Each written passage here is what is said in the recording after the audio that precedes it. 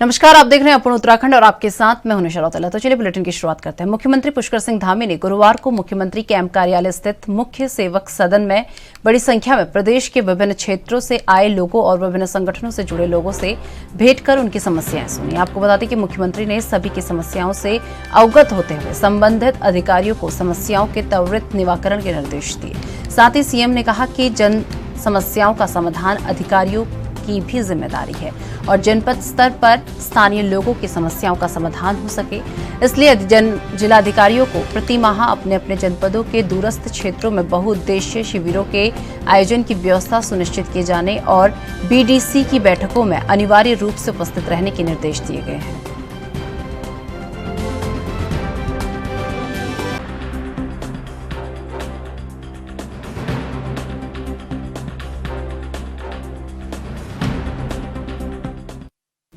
उत्तराखंड के मुख्यमंत्री पुष्कर सिंह धामी ने पूर्व कैबिनेट मंत्री व वरिष्ठ नेता केदार सिंह फोनिया के निधन पर शोक जताया है। आपको बता दें, मुख्यमंत्री पुष्कर सिंह धामी ने केदार सिंह फोनिया के आवास पर वो पहुंचे और जहां उन्होंने श्रद्धा सुमन अर्पित की। इसके साथ ही उधम सिंह नगर जिले के इनामी बदमाश जफर की फायरिंग के दौरान महिला की मौत मामले में सीएम धामी ने कहा कि कानून के दायरे में न्याय संगत तरीके से काम होगा और किसी के साथ अन्याय नहीं होगा। साथ ही उन्होंने अन्य मुद्दों पर भी अपनी प्रतिक्रिया दी। क्या कुछ कहा, आइए आपको सुनाते हैं। जाना बहुत ही हमारे लिए दुर्भाग्यपूर्ण है, बहुत अपूर्णीय क्षति है। उनका एक लंबा अनुभव रहा है सामाजिक क्षेत्र में, राजनीतिक क्षेत्र में, प्रशासनिक क्षेत्र में, हर क्षेत्र के वो जानकार थे और उत्तराखंड के हर बिंदु के मर्मज्ञ थे, चाहे वो राजनीति का क्षेत्र हो, समाज का क्षेत्र हो या प्रशासन का क्षेत्र हो। आज उनका हमारे बीच से जाना उत्तराखंड राज्य के लिए बहुत बड़ी क्षति है। मैं भगवान से प्रार्थना करूँगा कि भगवान उनको अपने श्री चरणों में स्थान दे और उनके परिवार के जनों को, उनके चाहने वालों को, सभी को इस दुख की घड़ी में शक्ति प्रदान करे। ओम शांति, ओम शांति, ओम शांति। मैं सबसे पहले तो हमारे देश के यशस्वी प्रधानमंत्री मोदी जी का धन्यवाद करना चाहता हूँ कि उन्होंने 5 नवंबर 2021 को बाबा केदार की भूमि से कहा था कि जल्दी ही आने वाले समय में केदारनाथ और हेमकुंड साहब दोनों जगह पर लोग केबल कार से, रोपवे से जा पाएंगे। और उन्होंने तब घोषणा की थी और साथ ही ये कहा था कि 21वीं सदी का तीसरा दशक उत्तराखंड का दशक होगा। तो उस दिशा में ये बहुत ही हमारा सार्थक प्रयास होगा, सार्थक पहल होगी कि जब हेमकुंड साहब रोपवे से लोग जाएंगे और केबल कार से केदारनाथ की यात्रा करेंगे। तो इसके लिए मैं उनका धन्यवाद करता हूं और निश्चित रूप से इन सभी योजनाओं के पूरा हो जाने पर, जब ये योजनाएं धरातल पर आ जाएंगी तो आने वाले तीर्थयात्रियों के लिए, श्रद्धालुओं के लिए बहुत सुविधा होगी। सर देखिए, उसमें चूँकि दोनों राज्यों का मामला है, हमने कहा है कि विधि सम्मत जो भी कानून का काम है, कानून अपना काम करेगा। उसमें हमारी तरफ से पूरी तरह से यही कहा गया है कि निष्पक्ष उत्तराखंड सरकार निष्पक्ष तरीके से उसको कार्रवाई को आगे बढ़ाएगी और जो विधि सम्मत है, कानून सम्मत है, वो सब उसमें होगा। भ्रष्टाचार के खिलाफ लगातार हो रही कार्रवाई पर हल्द्वानी में बीजेपी संभाग कार्यालय में प्रदेश प्रवक्ता सुरेश जोशी ने एक प्रेस वार्ता आयोजित की। आपको बता दें कि वार्ता के दौरान उन्होंने कहा कि बीजेपी का संकल्प और लक्ष्य सिर्फ और सिर्फ विकास कार्यों को बढ़ावा देना है। संगठन और सरकार दोनों का फोकस उत्तराखंड के हर स्तर के डेवलपमेंट पे है, हर स्तर के विकास पे है। जहां एक और धामी जी के युवा नेतृत्व में जब से सरकार बनी है, युवाओं को रोजगार देने के लिए हर स्तर पर प्रयास किए जा रहे हैं और प्रदेश के अंदर भ्रष्टाचार को समाप्त करने के लिए जो माननीय मुख्यमंत्री जी ने जो संकल्प लिया है, उसके लिए कड़ी से कड़ी कार्रवाइयाँ की जा रही हैं। और साथ ही साथ हमने कहा कि इस प्रदेश के अंदर ये देश का पहला प्रदेश बनेगा। यूनिफॉर्म सिविल कोड को लेकर के जो समिति गठित की गई है, उससे पूरे प्रदेश के लोगों की राय ली जा रही है।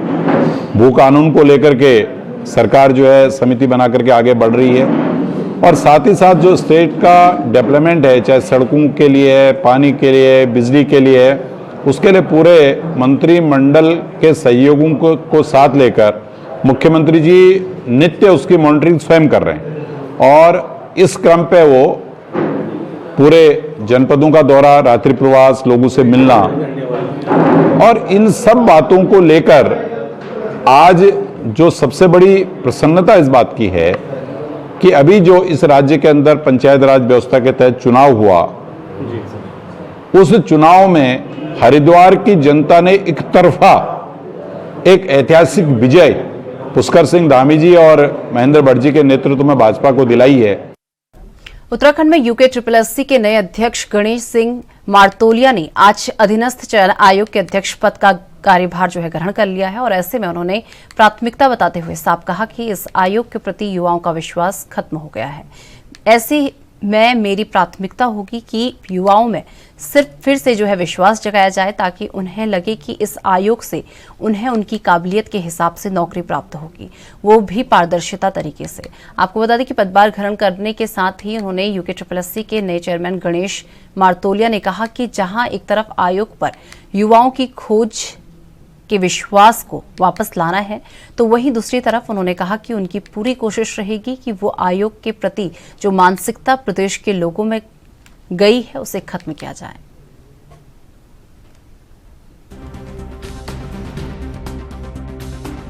देखिए, अगर प्राथमिकता की बात अगर करें तो जो एक विश्वास खत्म हो गया इस आयोग के प्रति, उसको दोबारा रिस्टोर हो, उसके लिए वो हमारी प्राथमिकता होनी चाहिए सबसे पहले। और युवाओं को इतना विश्वास हमको दिलाना होगा कि आपके मेहनत के हिसाब से आपका परिणाम होगा।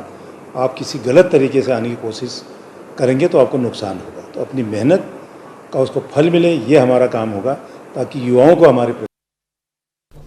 भाजपा के प्रदेश प्रवक्ता सुरेश जोशी ने आज अल्मोड़ा में मीडिया से वार्ता करते हुए कहा कि प्रदेश में भाजपा की सरकार अब भ्रष्टाचार पर सीधे ही कार्रवाई कर रही है। उन्होंने साफ तौर पर कहा कि UKSSC के मामले में सरकार लगातार धरपकड़ कर कार्रवाई कर रही है।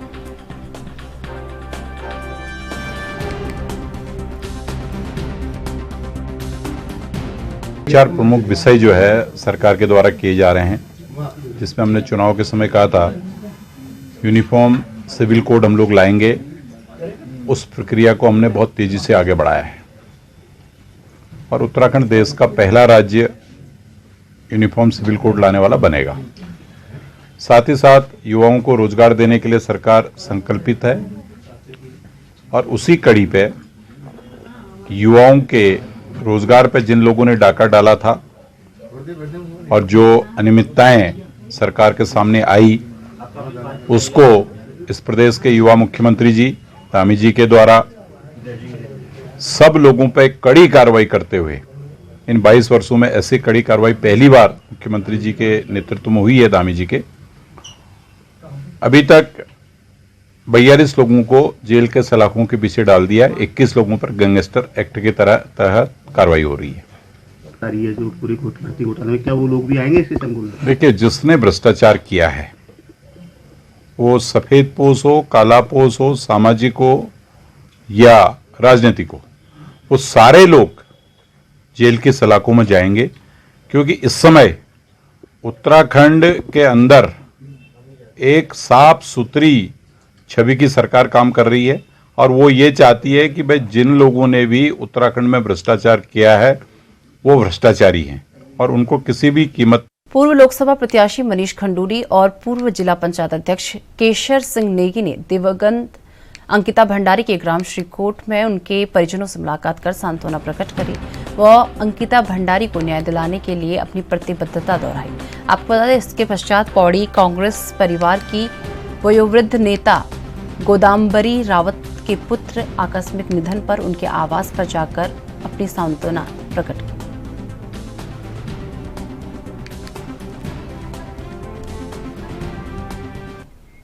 उत्तराखंड की कालाढूंगी नगर पंचायत कार्यालय के निकट महिला स्वयं सहायता समूह की महिलाओं द्वारा प्रदर्शनी लगाकर स्थानीय उत्पाद के स्टॉल लगाए गए। आपको बता दें कि प्रदर्शनी का शुभारंभ नगर पंचायत अध्यक्ष पुष्कर कत्यूरा ने फीता काटकर किया और ये प्रदर्शनी दीनदयाल अंत्योदय योजना, राष्ट्रीय शहरी आजीविका मिशन और नगर पंचायत के सौजन्य से प्रदर्शनी लगाई गई। तमाम क्षेत्रीय लोगों ने इन उत्पादों की खरीदी करी और ग्रामीण क्षेत्र की महिलाओं को स्वरोजगार के क्षेत्र में आगे बढ़ने में मदद की। और इस अवसर पर नगर पंचायत अध्यक्ष पुष्कर कत्यूरा, नगर परियोजना प्रबंधक IP पंत, अधिशासी अधिकारी प्रतिभा कोहली ने बताया कि दर्जनों महिलाएं समूह ने यहां स्टॉल लगाकर स्थानीय उत्पादों की बिक्री की है। इस तरह की प्रदर्शनी का आयोजन कर प्रधानमंत्री नरेंद्र मोदी के आत्मनिर्भर भारत की दिशा में कदम बढ़ाते हुए महिलाओं को स्वरोजगार से जोड़ने के लिए प्रयास किया जा रहा है।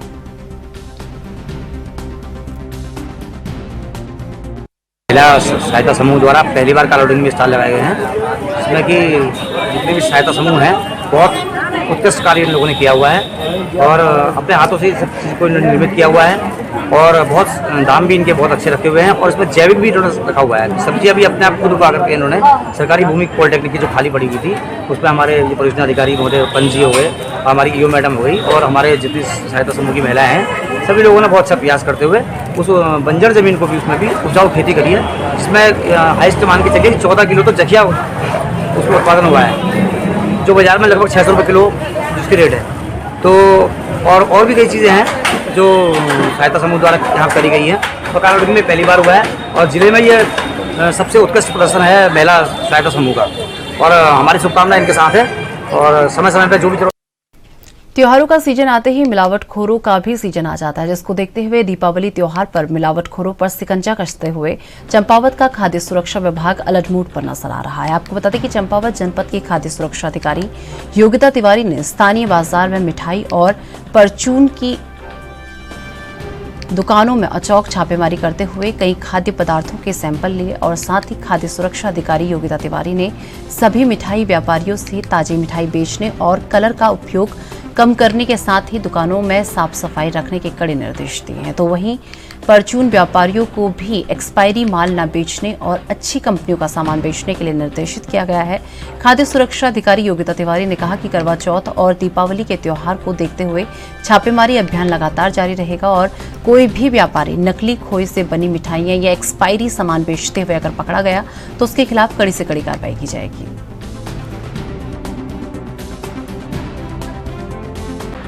दीपावली त्योहार के दृष्टिगत लगातार खाद्य सुरक्षा विभाग की ओर से अभियान चलाया जा रहा है और अभियान चला करके इसमें दुकानों से सैंपलिंग भी की जा रही है और साथ में चेकिंग की जा रही है कि सामान जो भी विक्रय किया जाए वो ब्रांडेड हो, अच्छी क्वालिटी का हो, पुराना और बासी सामान बिल्कुल नहीं बेचा जाएगा।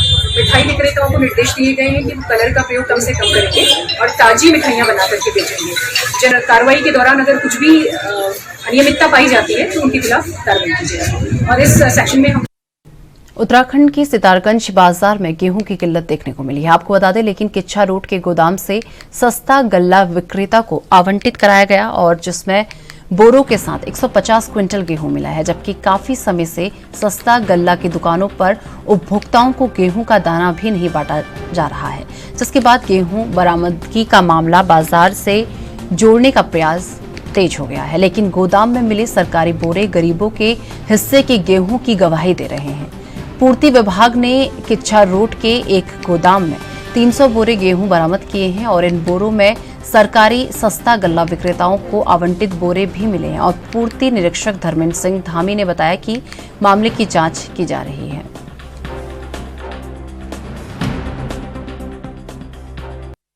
एक शिकायत मिली थी कि अवैध रूप से जो है वो गेहूं और चावल का भंडारण किया गया है। इसके संबंध में जांच की गई है और खाद्य विभाग की टीम और मंडी की टीम मौके पर आई। इसमें कुछ सैंपल जो है वो चेक किए गए हैं और अभी जांच इसमें जारी है और लाइसेंस और जो मंडी का रजिस्ट्रेशन होता है इसके संबंध में कागजात दिखाने के लिए थोड़ा बहुत दिया गया। दीपावली का त्योहार नजदीक आते ही अग्निशमन विभाग भी अपनी तैयारियों में जुट चुका है। आपको बता दें, अधिकतर ये माना जाता है कि दीपावली के त्योहार पर आग लगने के मामले सबसे अधिक सामने आते हैं और ऐसे में कहीं घर भी तबाह हो जाते हैं तो वहीं कई लोगों की मौत भी हो जाती है, जिससे निपटने के लिए अग्निशमन विभाग अभी से तैयारियों में जुट चुका है। अग्निशमन अधिकारी सुनील दत्त तिवारी ने बताया कि दीपावली के त्योहार को देखते हुए हमने अपनी सभी तैयारियां पूरी कर ली हैं और किसी भी तरह की घटना से निपटने के लिए अग्निशमन बिल्कुल तैयार है और उन्होंने बताया कि राजधानी देहरादून के अंदर 8 जगहों पर अग्निशमन की गाड़ियां पहले से ही खड़ी कर दी जाएंगी और अग्निशमन कार्यालय में भी कई गाड़ियां पहले से ही तैयार रहेंगी। यदि ऐसे में कोई भी सूचना हमको मिलती है तो हम तुरंत वहां पर अपनी गाड़ियां रवाना करेंगे।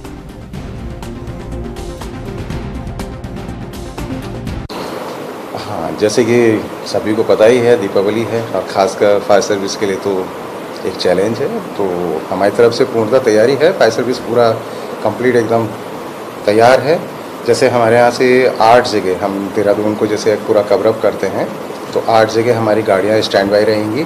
जैसे धर्मपुर चौक हो गया, सहारनपुर चौक हो गया, हमारा घंटाघर हो गया, सहजधारा क्रॉसिंग हो गया, प्रेम नगर, इस तरह से 8 जगह हमारी रहेंगी। और कुछ यूनिट्स हमारी फायर स्टेशन पर भी अलर्ट की पोजीशन में रहेंगी।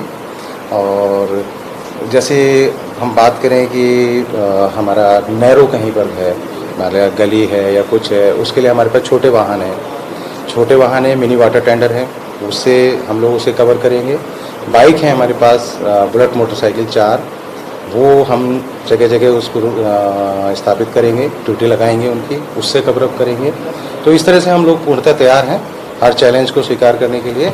उत्तराखंड के दिनेशपुर में फैक्ट्री के प्रबंधक के खिलाफ श्रमिकों ने कई आरोप लगाते हुए फैक्ट्री गेट के सामने जमकर नारेबाजी की और उस दौरान श्रमिकों ने आरोप लगाया कि फैक्ट्री प्रबंधक के द्वारा श्रमिकों से तनख्वाह जो तय की गई थी उसे श्रमिकों को नहीं दिया गया, तनख्वाह कम करके उन्हें दी गई और साथ ही श्रमिकों का फैक्ट्री के भीतर कोई सेफ्टी जूते, ग्लव्स आदि उन्हें नहीं दिए जाते, जिससे श्रमिकों के वेल्डिंग करते वक्त हाथ पैर जल जाते हैं, जिसका इलाज श्रमिकों को खुद करना पड़ता है। पहले ये जो पॉलिसी चला रहे हैं इन लोग, इनका कोई पॉलिसी नहीं है। ये इन लोग बोल रहे हैं कि अगर कंपनी चला इलीगल एकदम कंपनी चला रहा है ना, इनका कोई कुछ सेफ्टी है ना कुछ भी है। खाने के लिए कहीं पे भी बैठे तो कोई दिक्कत, इन लोगों का खाली दिक्कत है कि हाँ हम जो बोलेंगे यही करना पड़ेगा। अगर खाना भी खाना है, हगना भी मुतना है तो हमारी बात सुन के फिर करना है, ठीक है। प्लस सैलरी हम लोगों का जो सैलरी है ये 30 दिन का क्या डिवाइड है, 30 दिन का क्या डिवाइड है। पहले बोला 26 दिन का तुम लोगों का सैलरी मिलेगा, ठीक है। 26 दिन का नहीं करके फिर 30 दिन का। इन लोग अपनी जिद में कर रहे हैं सब कुछ, अपने जिद में संडे चला रहा है। बोल रहे हमारी मर्जी, आना है तुम लोगों को कंपनी, ठीक है। और हमारा ये 30 दिन में डिवाइड कर रहा है, तो 30 दिन में क्या काम करने आए ना, तो जैसे हमारे बिल्डर भाई लोग हैं, हम लोग ग्राइंडिंग करते हैं, तो ना हमें कोई सेफ्टी शूज मिल रहा है, ना कोई हेलमेट मिल रहा है, ना कोई गूगल्स मिल रहा है। तो हमें आँख में जाती है तो हम अगर बोलते हैं कि सर कोई दवाई दे दो या हमें छुट्टी दे दो, आँख में लाइट लगती है, हमें प्रॉब्लम होती है आँख के लिए, तो बोलते हैं ना कोई गेट पास नहीं मिलेगा, कुछ नहीं मिलेगा, थोड़ी देर पानी लगा लो आँख में सही हो जाएगा। लेकिन ऐसा कुछ नहीं है। जैसे दवाई मांगने जाओ नहीं है, मतलब गार्ड के यहाँ पे आओ कि हमें गेट पास दे दो, घर में प्रॉब्लम है। उस दिन मेरे घर में मेरे तबीयत ख़राब था, मेरे पापा के हाथ टूट गए। मैंने बोला मेरे को गेट पास चाहिए, मेरे घर में प्रॉब्लम है, मैं अकेला भाई हूँ, मैं मजदूर करता हूँ, मैं पापा को तबीयत भी दिखाना पड़ता, मतलब सब कुछ दिखाना पड़ता मेरे घर में। मैं बोल रहा हूँ तो मेरे से बहसबाजी कर रहा है ये गार्ड वाला, बोला कोई नहीं मिलेगा, कुछ नहीं मिलेगा। फिर मैंने बहुत कुछ बोल के उसके बाद ही मैं घर गया हूँ। लेकिन ऐसा प्रॉब्लम अगर ये कंपनी वाले नहीं देंगे तो हम जब काम ही कर रहे हैं किसके लिए कर रहे हैं, घर वालों के लिए, हमारे लिए कर रहे हैं। अगर यही पैसा हमें घर में नहीं यूज़ होगा, कुछ कहीं नहीं यूज़ होगा तो हम क्या करें। यही प्रॉब्लम है, ना सेफ्टी शूज ना कुछ। देखो सभी के पैर जले पड़े हैं, मतलब कोई सुविधा नहीं है यहाँ पे। और अब पैसा मांगने आए हैं तो उल्टा सीधा बोल रहे। अब ये 26 का डिवाइड बोल के 30 दिन ड्यूटी करवा रहे हैं, संडे को बुला रहे हैं। लेकिन एक दिन हम अगर मेहनत हो जाए, आँख में कोई दिक्कत हो जाए तो हम तो छुट्टी मारेंगे ना, तो छुट्टी मारते बोलते गेट के बाहर हो जाओ, कोई काम नहीं है तुम्हारे लिए। जब शुरू हुआ था हमारा इंटरव्यू हुआ था तो हमने पूछा था सर हमें सैलरी क्या मिलेगी, तो इन्होंने कहा था 26 दिन के तुम्हें इतने पैसे मिलेंगे। तब 26 दिन के कहने के बाद फिर ये कह रहे थे 4 संडे तुम्हारी छुट्टी रहेगी, अगर संडे को हम तुम्हें बुलाएंगे तो तुम्हें डबल ड्यूटी मिलेगी। तो ऐसा कुछ नहीं है। फिर आने के बाद हम आए, आने के बाद 15-20 दिन काम करने के बाद ये जबरदस्ती अपने संडे भी चलवा रहे हैं, संडे भी चलवा रहे हैं, वो भी 12 घंटे जबरदस्ती कह रहा करना है करो, नहीं करना नहीं करो। तो सारे लड़कों ने ये कहा कि एक दिन अगर एक दिन ड्यूटी नहीं ऐसे तैसे कर लेते हैं। तो करने के बाद देखा, जैसे मैं पेंटर में था, मुझे क्या 26 दिन के तुम्हें 13,000 रुपये मिलेंगे। तो 26 दिन के 17 दिन मैंने ड्यूटी करी और 45 घंटे थी। तो सर ने कहा तुम्हारी सैलरी आ गई, चेक कर लो। फिर हम सैलरी चेक करने गए तो मेरी 8,000 रुपये सैलरी आई है, जो हेल्परों की भी नहीं होती। 13,000 बता के 8,000 रुपये सैलरी दे रही है, और 12 घंटे कंटिन्यू। एक दिन छुट्टी कर लो तो अगले दिन ये गार्ड जो है गेट बंद कर देता अपनी मर्जी से, भाई घर जाओ, कोई काम नहीं है यहाँ, कोई काम नहीं। और लंच का भी कोई तरीका नहीं है, या किसी चीज़ का कोई तरीका नहीं है, कोई सेफ्टी सुफ्टी कुछ नहीं है। बेल्डर को देखा टांग जल गए सबके। और टॉयलेट करने का भी इनका तरीका अलग है। लंच के बाद अगर किसी को टॉयलेट लगे तो 1 घंटे बाद टॉयलेट में जाना, तो बंदा क्या वहीं मर जाएगा करते करते, फिर कहाँ करेगा बंदा। के अंदर ड्यूटी करती हैं, हम लोग सब खड़े थे तो उनकी तबीयत खराब थी, तो उन्होंने ऑपरेटर से कहा, ऑपरेटर बोला कि ड्यूटी ज्वाइन करने के बाद में गेट से अंदर आने के बाद में गेट पास नहीं है, चाहे तुम लोग यहीं मर जाओ, किसी को गेट पास नहीं मिलेगा। ड्यूटी करनी है तो 12 घंटे करनी है, गेट पास किसी को नहीं मिलेगा। मतलब कुल मिला के जो आप लोगों का कहना है कि बंधक मजदूरी जैसा वैसे हाल। हाँ जी, वैसा हाल है हम लोगों का। आज तक किसी कंपनी का ये रूल नहीं है कि लंच का टाइम काट लिया जाए। ये लोग आधा घंटा लंच का काटते हैं, 3 बार 10-10 मिनट देते हैं, ये वो भी 1 घंटा अपना काट लेते हैं सैलरी में से। हम लोगों को 12 घंटे काम करा के 11 घंटे का ही पैसा दिया जा रहा है। तो चलिए मेरे साथ अपूर्ण उत्तराखंड में बस इतना ही। देश दुनिया की तमाम बड़ी खबरों के लिए देखते रहिए एनबी न्यूज। नमस्कार।